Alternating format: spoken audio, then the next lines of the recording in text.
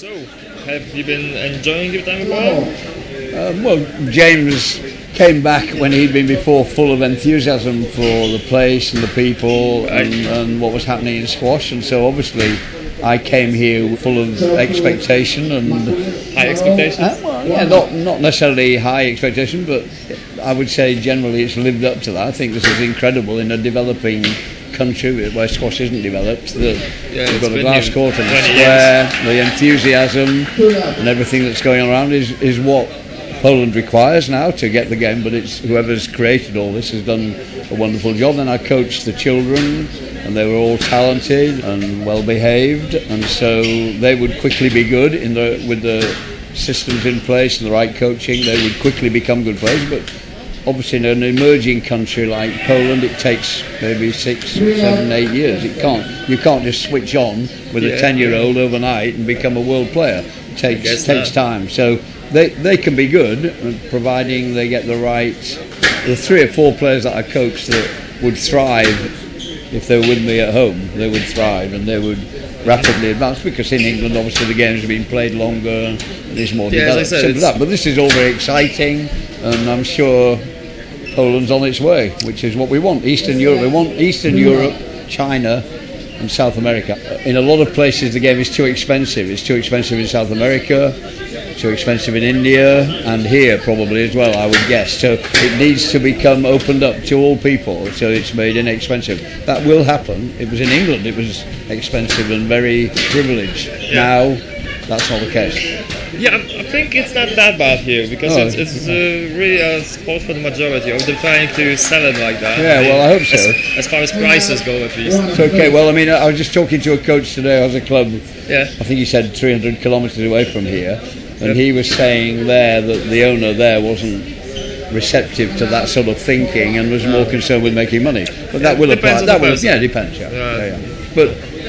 But it is important that it's accessible to as many people as possible. Of course. Whatever the income thing.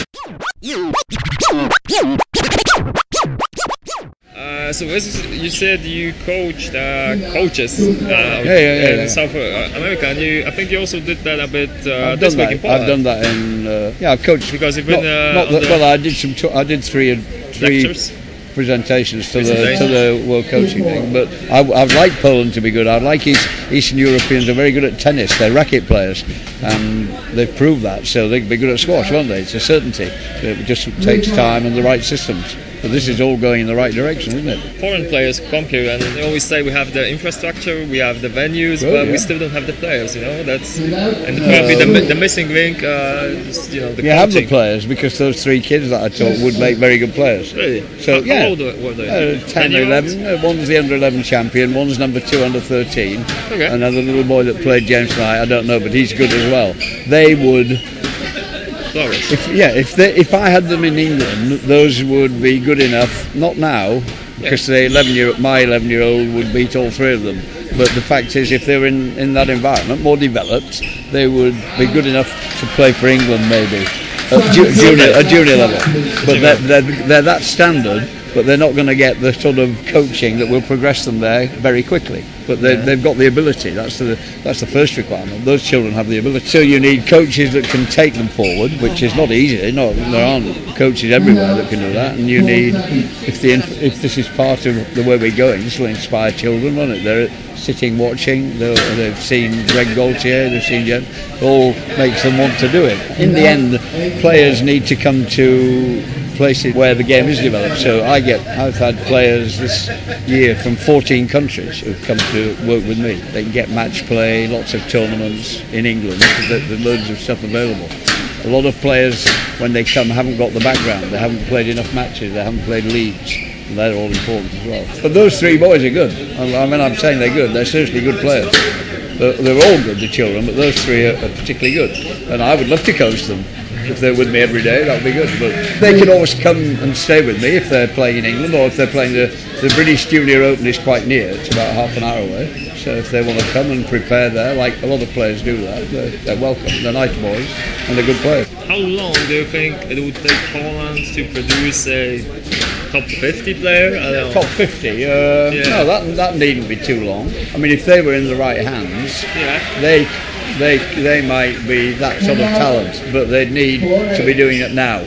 All right, but they've got that sort of ability. But then you want to know that they want to do it, that they've got the right coaching, they're working hard enough, the parents are in support. Lots of factors come into it, but they're the talent that could make that talent, without a doubt. So no, I wouldn't like to say, because I don't know enough about what coaching's available. But on talent, there's no question that you've got the kids are talented. So it's a question of utilising that, maximising that talent. But you will get players. There will be a day when Poland have played in the top 50. How long that is, I can't make a particularly good judgment. But this all helps fantastically. Yeah, because this is like the first generation really that starts. And then they see Gregory Gaultier and they go on court and they think, I would like to do this, don't they? Think I would like to do it. When James was 8, I sat with him at the British Championship or at a big tournament, and the player came on to music, announced on, not like it's a bit random here, but were announced on, and James said to me, I would like to do that. Would you say what, in your opinion, constitutes a good coach? You know, a coach who can develop a world-class player?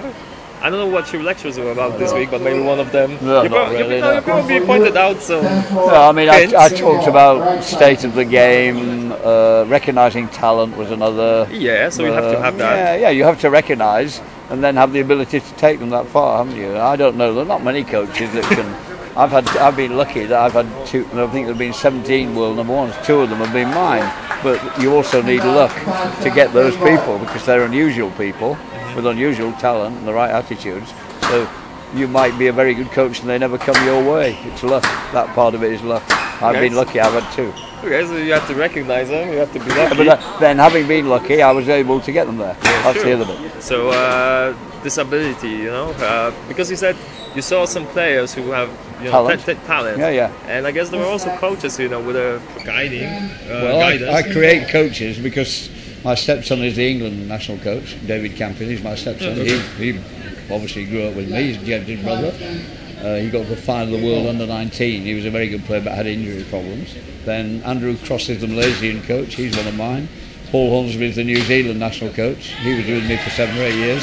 So out of my system, coaches develop. People who love the game and have the ability. So everywhere, I've got a team of coaches now that are very good. And 2 of them have just been appointed to clubs in England, young men, 22. That's how it works. So of those, well, one's the New Zealand national coach, so he must be quite good, mustn't he? And then Andrew Cross, Malaysian players are good, so he must be good. So, but that comes out of the system, the way we work, and so the coach must love it first, must love doing it, must love the game.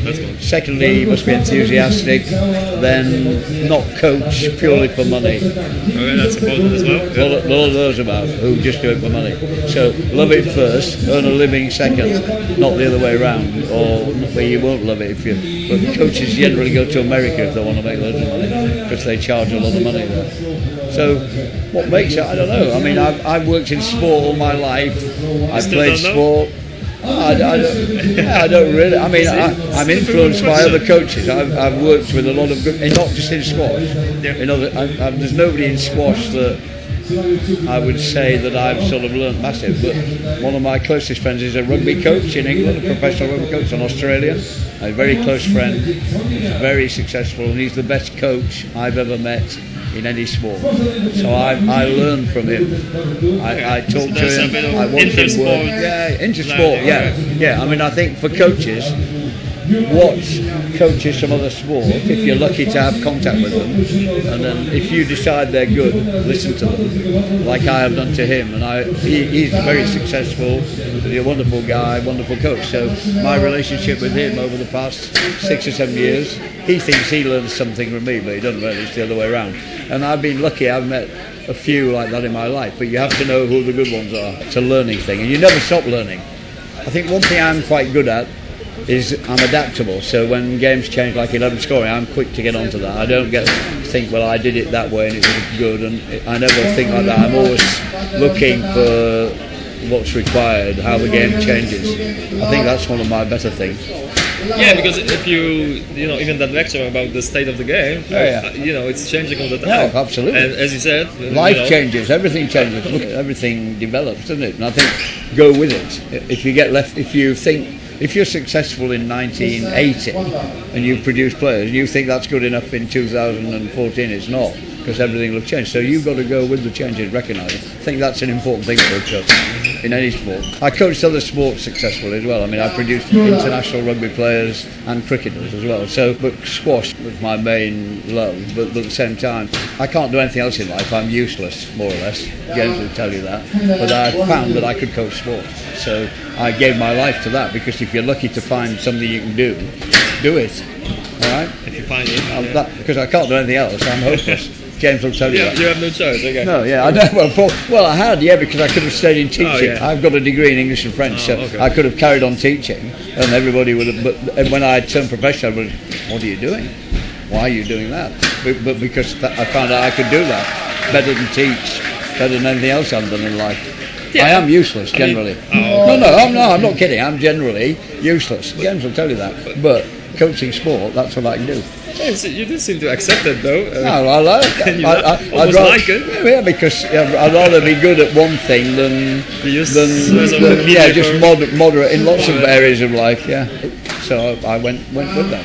And no regrets. I've travelled the world. I've had 2 world number ones. 3 sons have all played for England. What can you say? I mean, my first son. At the time, let me tell you this. My first son was 3rd world under 19, finished 3rd. The second one, David, champion, the national coach, was 2nd, and then James finally won in Chennai. So it took me 3 sons to get there, didn't it? Yeah, you got it right. It took me time, didn't it? Well, I mean, I've had a great life out of the game. I still love it. I've got this 11-year-old I've got loads of good players, 5 players playing for England under junior level at the moment. But this little boy is the most exciting player in England since James. So I've had 2 well on this. Suddenly I've found another one of that calibre. That's luck. That's luck. That's right. Because his dad that owns the club, and he's big and fat and alcoholic. And the mum is the dad. The dad's a good guy. He's the owner of the club. He's a good guy, but I call him fat, and he drinks a lot. So, and the wife is a lovely woman, but she's not a squash player. Suddenly we've got this freak of a kid who is a genius on the squash court. I don't know where he came from. So I just tell him it proves what a good coach I am, that I can help their son who, when they look like that, to become a player. Okay, that's my story. He would do all right with probably. Remember his name? He's called Sam Todd. He'll be a famous player. Sam Todd. Yeah, Sam Todd. He'll be a famous player. 11. Yeah, he's the English. He won the English under 13 championship on his 11th birthday. Okay. So that's 2 years early. He played for England under 13 when he was 9. He's played 2 years for England now, and he hasn't lost. In France and in Prague, and he hasn't lost yet. International player. Yeah, against other countries, France. Yeah. Well, not his age group. He's 9, playing under 13, giving 3 years away, and he hasn't lost. And he's the English under 13 champion, so he's 2 years young, and he's the top player in England. He's ranked number 1 in England. He plays under 15 tons. He's not big. He's not a great big boy or anything. Just a nicely built fellow. So he's very good, seriously good. Okay. But then you're lucky if you meet those, aren't you? Yeah, you mentioned Commonwealth Games. So how is your son's preparation? Well, I mean, we've got 3 weeks or so before that now, and it's very important, the Commonwealth Games, for medals, for then funding from central bodies. James has had a little bit of a few injury niggles, and this isn't ideal, playing cold at midnight. That's not what you'd choose to do, but he's bearing it, and happily he's had a couple of decent games, because he'd only just come out of the injury phase, and he got through, and he had no repercussions, so I'm happy with it so far. It's good. It's a wonderful event. Apparently it's got a great friendly feel about it. It's not as big as the Olympics, so it's rather friendlier. So he's been to 2 before, he wants to be there, and so we've got to keep him injury free and make sure and that's the worry here, because of the late night and the cold. and then they did a presentation.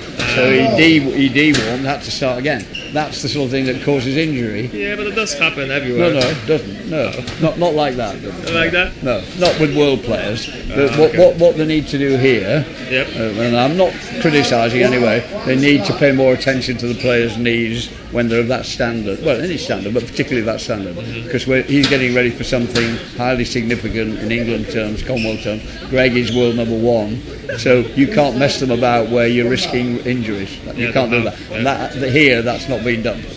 But that's because you're a learning country. So that's another thing we have to do. Try and put right. As we said before yesterday, I think about the squash culture. Exactly. No, I'm not. I'm making a comment, not in criticism, but more to help, because everybody appreciates having them here, and they feel welcome and they're appreciated. But you have to look after them so that they know when they're going on, so they don't warm up twice. Try not to get them on too late at night if it's possible, because that's not good.